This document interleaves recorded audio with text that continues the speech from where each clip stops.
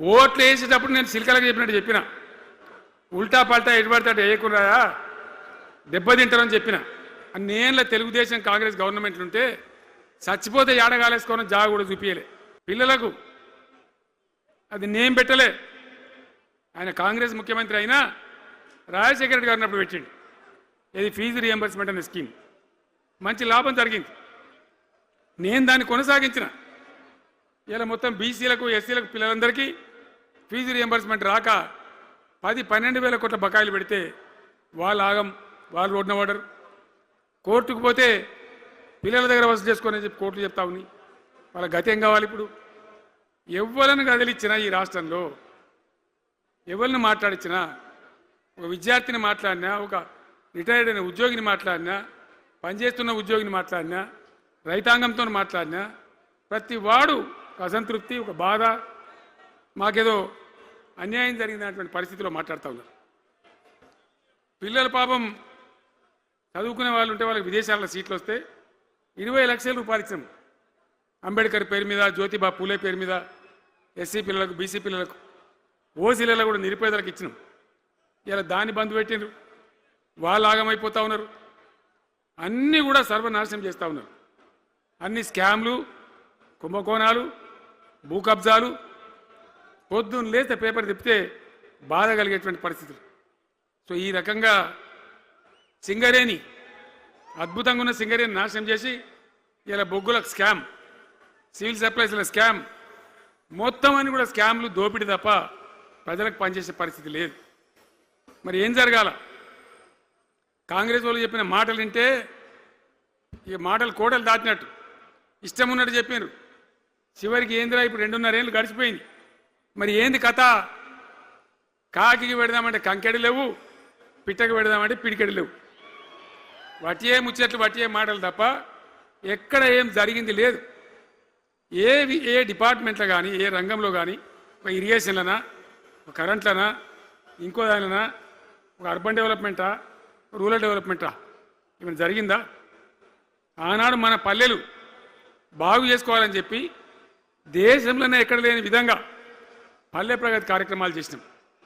ప్రతి ఊరికి అన్నేళ్ళ తెలుగుదేశం కాంగ్రెస్ గవర్నమెంట్లు ఉంటే చచ్చిపోతే ఏడగాలేసుకోవడం జాగ కూడా చూపించలే. ప్రతి గ్రామానికి ఆనాడు మనం వైకుంఠ ధామాలు కట్టినాం.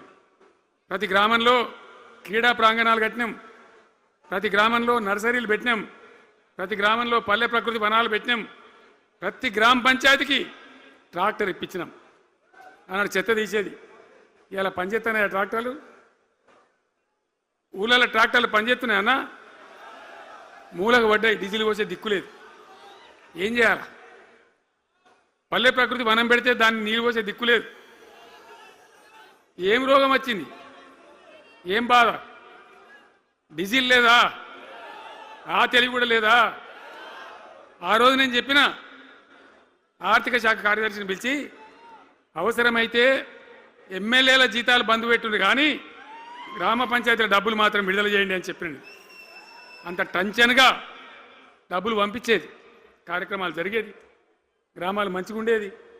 అది నాశనం పట్టిండ్రు. మున్సిపాలిటీలు అయితే మురిక్కుపాలు అయిపోయినాయి. మరి ఏం చక్కగా ఉన్నట్టు? ఏం బాగున్నదన్నా?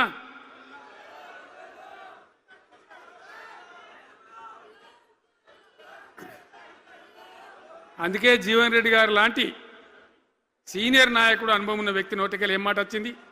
కాంగ్రెస్ పోవాలి, బీఆర్ఎస్ రావాలి. ఎందుకు వస్తుందా మాట? వటికనే వస్తుందా? బాధ్యత లేకుండా వస్తుందా? ఏది చూసినా కూడా చక్కదనం లేకపోతే, పొద్దున్న లేతే దోపిడి తప్ప ఇంకోటి లేకపోతే ఎందుకు ఈ పరిస్థితి వస్తుంది? రాష్ట్ర ఆర్థిక పరిస్థితి నాశనం, ఉద్యోగస్తులు ఆగం, రిటైర్డ్ ఉద్యోగస్తులు ఆగం, విద్యార్థుల జీవితాలు ఆగం, ఆటో కార్మికుల జీవితాలు ఆగం. ఎవరు చక్కగా ఉన్నాడు? సంతృప్తిగా ఎవరున్నారు? ఏం జరుగుతూ ఉంది? ఇది ఈ రాష్ట్రంలో ఉన్న పరిస్థితి. ఇక నేను చెప్పానంటే తెల్లారిదాకా చెప్పచ్చు. నేను ఒకటే మీద మనవి చేస్తూ ఉన్నా, ఖచ్చితంగా మళ్ళీ ఎట్టి పరిస్థితులలో ఎవరు ఏమన్నా సరే ఖచ్చితంగా రావాలి. ఇంకా ఈ అందానికి ఒకటి బోడముండ హైడ్రాని తెచ్చిపెట్టింది.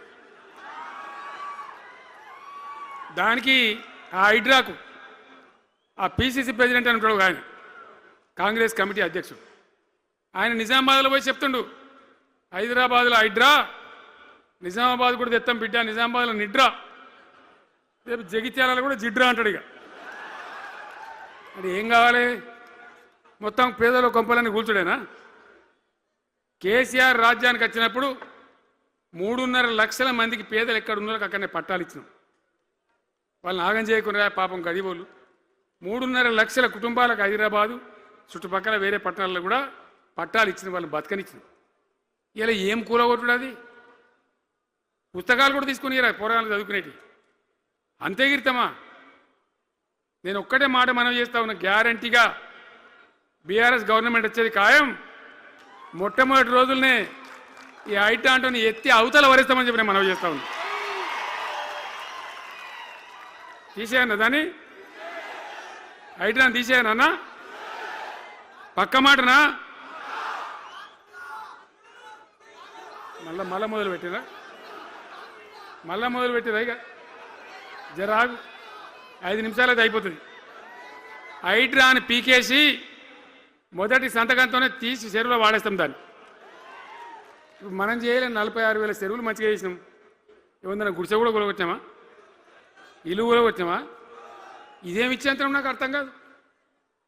మూసి అని దాని ఎంబడి వాడారు, దానికి ఆడ గరీబులు ఉంటారు పాపం. మూసి ఎంబడిన గరీబులను వాళ్ళని ఏమి ఏడిపించుడు? పొద్దున్న లేతే వాళ్ళు నిద్రపోకుండా, వాళ్ళ కంటి మీద కొనుక్కు లేకుండా, అది ఎవడు చేసే ప్రాజెక్ట్ అయ్యేది కాదు, పీకేది అవుతుందా? 15,000 ఇల్లు కూడా కొడతారట. ధర్మమేనా అది? ఈ రకంగా ఒకటి పనికి మాలిన హైడ్రా తెచ్చి మూసి అది చెయ్యాలి, మూసి మంచిగా చేయాల్సిందే, వద్దనేవాడు అన్నాడు. అన్ని వేల ఇల్లు కూడా కొట్టడం ఎందుకు నాకు అర్థం కాదు. అలా ఏం లేదు, భూములు కబ్జా పెట్టే రియల్ ఎస్టేట్ దందా తప్ప దానిలో ఏం లేదు. మూసి ప్రజల కోసం కాదు, నగర ప్రజల కోసం కాదు, ఈజీగా చేయగలిగిన దాన్ని, మామూలుగా చేయగలిగిన దాన్ని నాశనం బట్టి దానికి కథం పడతా ఉన్నా. ఏది చూసినా కూడా ఒక రకమైన దోపిడీ, ఒక రకమైనటువంటి గుండాగిరి, అరాచక వ్యవస్థతో ముందుకోతున్నారు తప్ప ప్రజా సంక్షేమాన్ని కాంక్షించి ఒక్క స్కీమ్ కూడా రాలే. ఇరిగేషన్ ప్రాజెక్టులు అన్ని పండబెట్టిరు. ఏం రోగం? ఒకనాడు కాకతీయ కాలువ మీద, మన వరద కాలువ మీద మోటార్లు పెడితే ఏం కోసాది? మా శంకరెడ్డి చెప్తా ఉండే ఇంతకుముందు, 1000 మోటార్లు పెట్టుకుంటే వచ్చి కోసుకపోదురు, లారీలకు మోటార్లు ఎత్తుకపోదురు. ఇదే వరద కాలువ మీద కేసీఆర్ ఉన్న రోజులు ఎవడన్నా మాట్లాడిందా? మాట్లాడలే. చివరికి ఏం చేసింది మీరు మంచిగా వినాలి. వీళ్ళు మామూలు పని చేస్తలేరు, మన జీవితాలకే బాంబులు పెడుతున్నారు. ఆ రోజు కూడా నరేంద్ర మోడీ ప్రధానమంత్రిగా ఉండే ఆయన ఏం చేసిండు? కరెంటు మోటార్లకు మీటర్లు పెట్టాలి, నువ్వు పెట్టాలి కేసీఆర్ అని నా మీద ఒత్తిడి. నేను చెప్పిన నా పానం పోయినా సరే, సచ్చినా సరే నేను మీటర్ పెట్టా అని చెప్పిన. పెట్టలే. 30,000 రూపాయలు కట్ చేస్తే నీకు అన్నాడు, కట్ చేసిండు. రాష్ట్ర ప్రభుత్వానికి వచ్చేటువంటి ఆదాయం 30,000 కోట్ల రూపాయలు వదులుకొని కూడా తెలంగాణలో నేను కరెంటు మీటర్ పెట్టనియలే.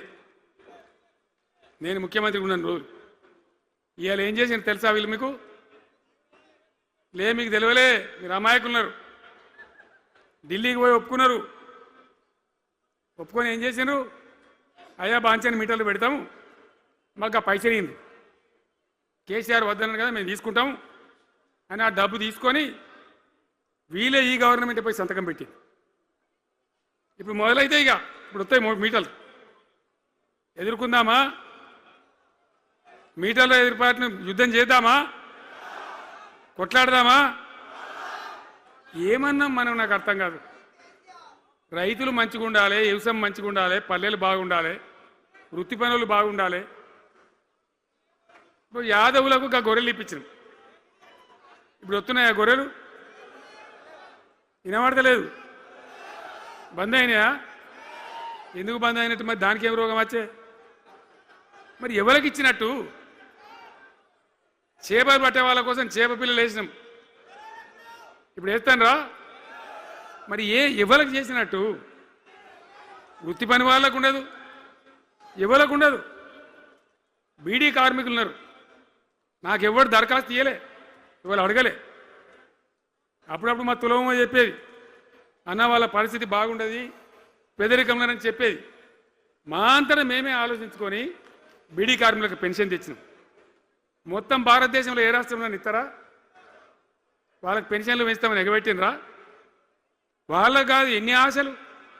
ఇంట్లో ఉన్న ఆడపిల్లకు 5 లక్షలు మహాలక్ష్మి అని పేరు పెట్టి 2500 నెలకిస్తామని ఇచ్చిండ్రా? రూపాయి వచ్చిందా? అట్లా ఎన్ని 6 గ్యారంటీలు, 420 హామీలు. స్కూటీలు ఎక్కడ వాయే? స్కూటీల్లో మనలే, ఇంకా స్కూటీలు ఎక్కడి? ఏమన్నా నచ్చినాయా? మరి నేను ఏమంటున్నా అంటే, దయచేసి మీరు ఆలోచన చేయాల్సింది, ఇలా ఈ సభలో మాట్లాడుతున్నా మీరు వింటుందని కాదు, యావత్ తెలంగాణ వింటున్నది. తెలంగాణ ప్రజలందరికీ నేను కోరుతాను, నేను చెప్పిన నిజమా అబద్ధమా? ఏం జరుగుతూ ఉంది తెలంగాణలో? ఈ సందర్భంలో ఖచ్చితంగా ప్రజల మంచిని కోరే ప్రతి వాళ్ళు ఒకటి కావాల్సిందే, మళ్ళా తెలంగాణ పునర్నిర్మాణ యజ్ఞం మళ్ళా ప్రారంభం కావాల్సిందే. దాన్ని ఎవడు ఆపలేడు.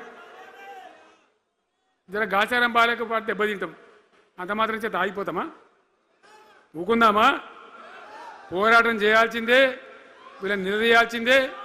ఖచ్చితంగా తెలంగాణ పునర్నిర్మాణ ప్రక్రియ, ఆ యజ్ఞం మళ్ళా ప్రారంభం కావాల్సిందే. తెలంగాణ ప్రజలు గెలిచి నిలవాల్సింది. మొత్తం ప్రాజెక్టు పండబెట్టినండి. పాలమూరు ఎత్తిపోతల పథకం 90% పూర్తి చేసినాం. కొద్దిపాటి డబ్బుతో అయిపోతుంది. వలసల జిల్లా, కరువు జిల్లా వాళ్ళ నాశనం పట్టిండ్రు. అన్ని అబద్ధాలు. ఒక్కటి కూడా ఒక క్రియాన్వితమైనటువంటి ప్రజలకు పనికొచ్చేటువంటి ఏ రకమైన నిర్మాణాత్మక పని లేకపోగా కూల్చివేతలు, కాల్చివేతలు, పోలీస్ దాడులు, ఎవడన్నా ఎదురుగా మాట్లాడతామని పట్టుకపోవడు. ఇది రాజకీయమా? ఈ రకమైన కథన. దయచేసి మీ అందరితోని నేను కోరేది ఒకటే, చాలా సంతోషం. నేను జగిత్యాలకు వచ్చిన సందర్భంలో జీవన్ రెడ్డి గారు వెంట మీరు తండోపతండాలుగా తరలి వచ్చారు. సభలో ఉన్నదానికంటే బయట చాలా ఎక్కువ మంది ఉన్నారు. మేము రాగా చూసినాం, తోవలో చాలా చీరి చేస్తూ ఉన్నారు. మీరు వచ్చిండ్రు, మీ అందరికీ మళ్ళొక్కసారి నేను స్వాగతం చెప్తా ఉన్నా. జీవనన్నతో పాటు బ్రహ్మాండంగా పనిచేద్దాం, ముందుకు పోదాం. ఈ జగిత్యాల జైత్ర యాత్రనే మళ్ళీ మన రాజకీయ శక్తుల పునరేకీకరణ చేసుకుంటూ మనం విజయం సాధించే వైపుగా పోవాలి. తప్పక విజయం సాధించాలి. తెలంగాణ పునర్నిర్మాణ యజ్ఞం పునఃప్రారంభం కావాలి. ముందుకు పోయి మనం విజయం సాధించాలని కోరుకుంటూ మీ అందరికీ కూడా పేరు పేరున ప్రతి ఒక్కరికి ధన్యవాదాలు తెలియజేస్తూ నేను సెలవు తీసుకుంటా ఉన్నా. జై తెలంగాణ, జై తెలంగాణ.